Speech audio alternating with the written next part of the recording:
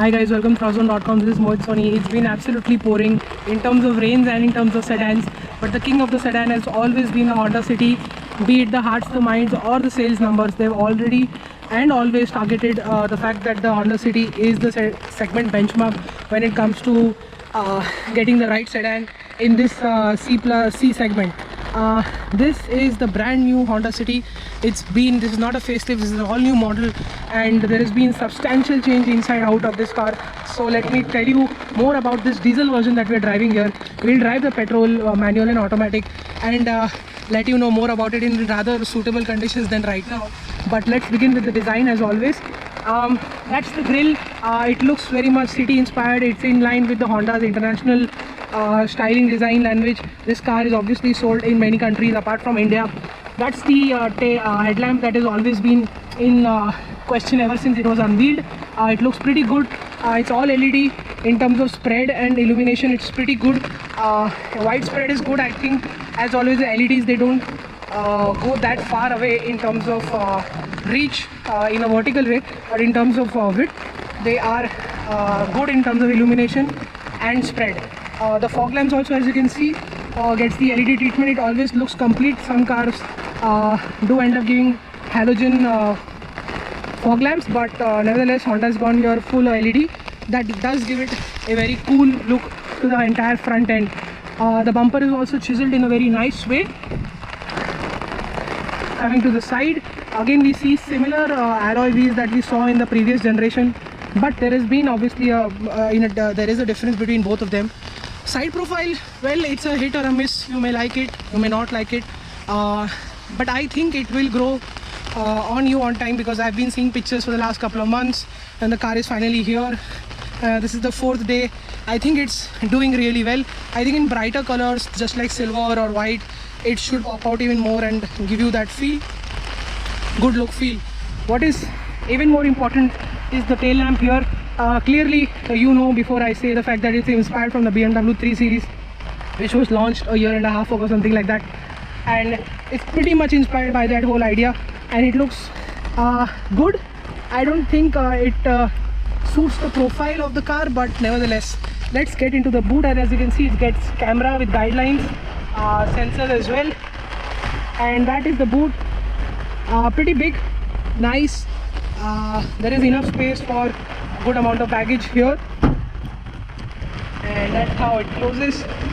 It's got chrome door handles and a keyless sensor on both ends. As you can see, this is the passenger side. It gets the button here as well. I think that shows the fact that this car is quite feature loaded and Honda hasn't skimmed on features. LED DRLs here as well in the side mirrors. It's an all LED lighting on the outside. That's always a great impression on the customer as soon as you start looking on the car on the outside as well. Now let's go on the inside where there are bigger changes, and we're a little bit away from the rain as well. Getting inside the cabin, what you can see here is this brand new, extremely chunky, very nice use of leather here. It's very high quality leather, much better than before. It's chunkier, it's bigger, it's great to hold. It gives you that race car feel.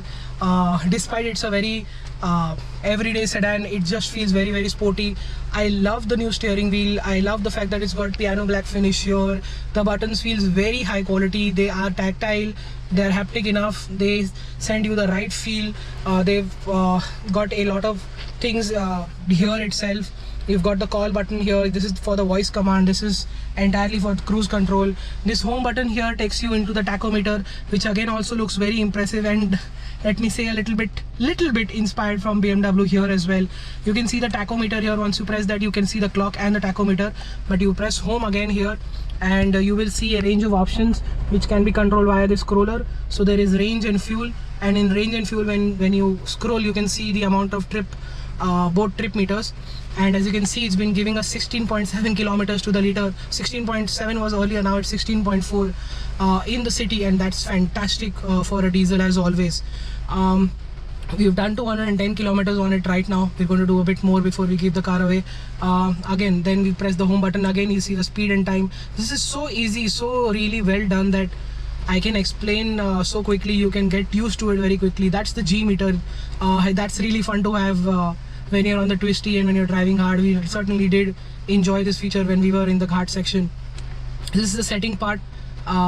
You can see the tire deflation warning, clock setup, meter setup, keyless access setup, the lighting setup, interior lighting, dimmer, duration, headlight integration with wipers, instrument illumination sensitivity, which can be controlled from this button here as well.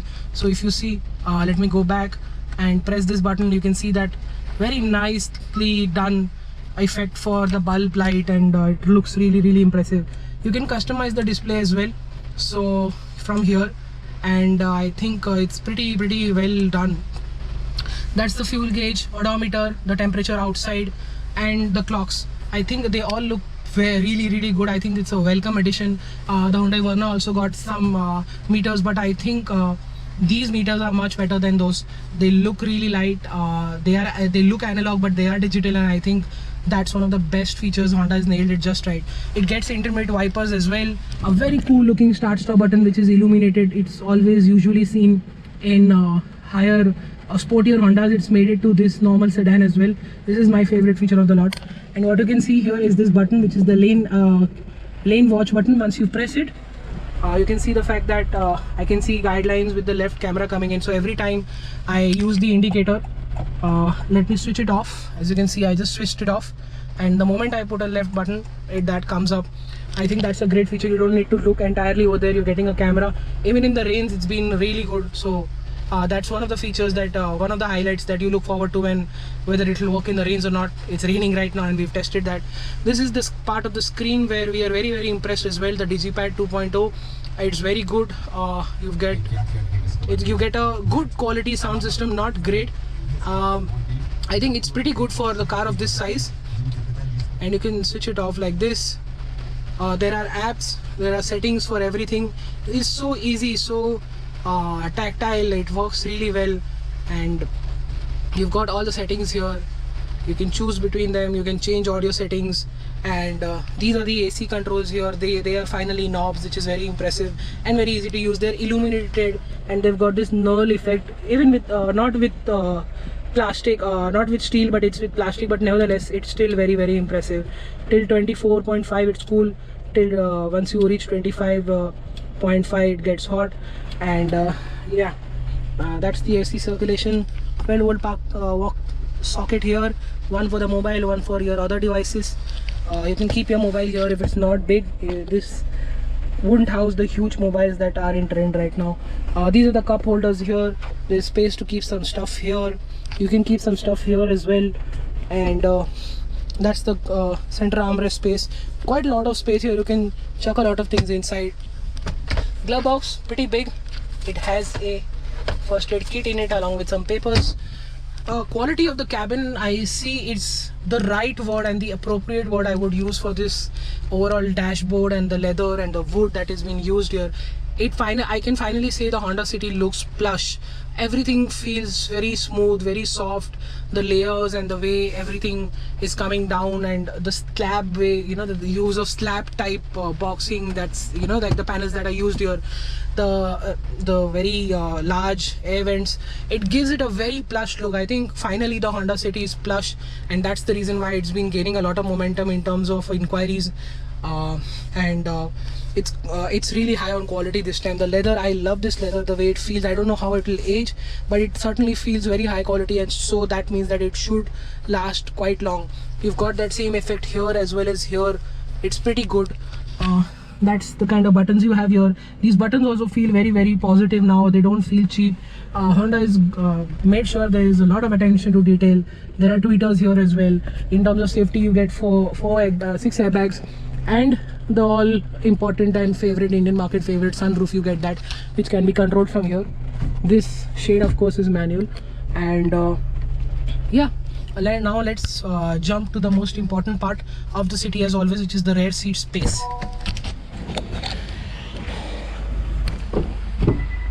Yep, this is pretty much like an American car where it bongs a lot in many situations. And yeah, the kind of space I have with the seat pulled all the way back, it's more than enough. The kind of knee room that you have here is very impressive. Headroom is a bit tight. It's all right. It should be fine for most. Visibility in the front is also very good, and like I said, the sunroof here makes things very impressive. What you can also see here is that the same switches and same buttons have been carried over. The mats look very impressive. There's this magazine holder here. You can stuff a lot of stuff here. AC controls for the back. Got two power outlets here, 12 volt. You can charge multiple devices with the right kind of charger. These are white lights, reading lights, really good. Kind of space you have here is enormous and segment best indeed. Cup holders, can holders, whatever you like to call it. Adjustable headrest for all three passengers, good job by Honda, and seat belts as well. Overall, a fantastic place to spend a lot of time in. I certainly feel very comfortable in the back with good thigh support, not great, but very generous knee room, very good leg room on offer here. Certainly makes this car very comfortable to live with. It's got speakers here as well. These door pockets are, you can say, a bit small, but they can house a bottle, and that's it. It can't keep, you can't keep more stuff than that. Glass area, very impressive, very big, right in your face. No claustrophobic ness will be witnessed here. The only thing I can't see here is the lack of height adjustable seat. The seat belt. The seat is obviously height adjustable. It's not power yet. There's no ventilated seats, which the competition gets, but that's all right. I'm sure Honda will do that sometime or later, but I think Honda needs to integrate heated mirrors as well as front parking sensors on a car of this segment, because it definitely needs that. It's not because certain new cars are getting it.